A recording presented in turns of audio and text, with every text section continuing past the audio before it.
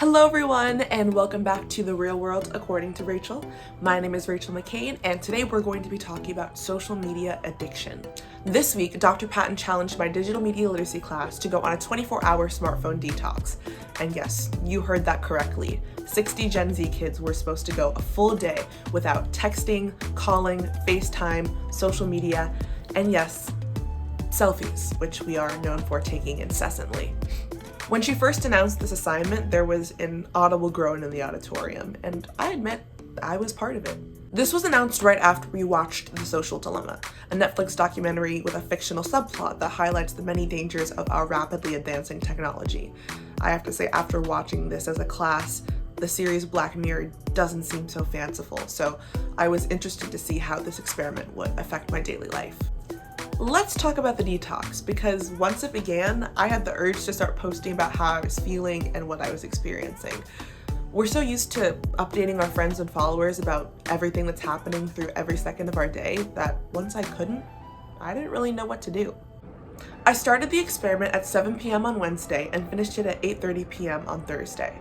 I had to restart after about an hour and a half because I had to text somebody for a group project. Time felt so much slower without my phone. My 20-minute dinner felt like an hour without something to scroll through. When I woke up the next morning, my first instinct, as most mornings, would be to check my phone. But I realized I couldn't do that, and it also helped that I had silenced all my notifications the night before. I did notice, however, that I did sleep really well that night. I hadn't been looking at my phone for any time the night before I got into bed, so my brain didn't have any time to get woken up by that blue light and have my brain get re-engaged.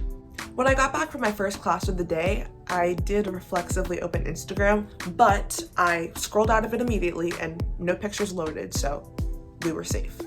But our muscle memory is crazy. I wasn't even consciously thinking, let me go open Instagram. For the most part, I felt content occupying myself when I was alone, but when I was in the company of friends who were on their phones, I did feel a little left out. A few days later, as I filmed this with my phone privileges restored, I'm reflecting on how going cold turkey without my smartphone has affected me. We really are addicted to our phones. They're our drug, and the screen time is our high. I think that going without it for so long, so quickly, made me fall back harder into old habits. I haven't stayed up that late on TikTok since quarantine. After this detox, I'm consciously trying to spend less time on my phone throughout the day.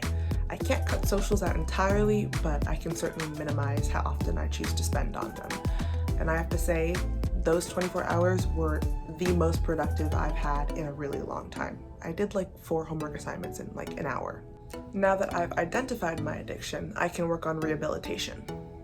That's all the time we have for today. Thank you so much for tuning into The Real World According to Rachel. I hope you enjoyed this video and stay tuned for more content. Bye!